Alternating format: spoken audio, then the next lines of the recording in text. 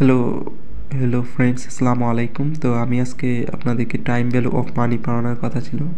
So এই যে time value of money মূলত আজকের টাকা 10 বছর পরে কতখানি মূল্য বহন করবে, সেটা আহ, সুদহীন এবং সর্বোচ্চ সময়ের ব্যবধানে কতখানি মূল্য এই টাকার বৃদ্ধি পাচ্ছে, সেটা মূলত এই চ্যাপ্টারে আপনাদের জানানো হয়।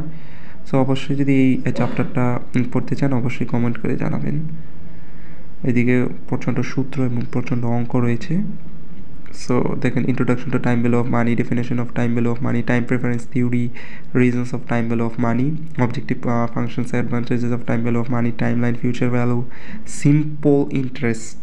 এটা মূলত সুদ রিলেটেড একটা যেমন ইন্টারেস্ট দেওয়া, এটা মূলত সুদ রিলেটেড একটা বিষয়।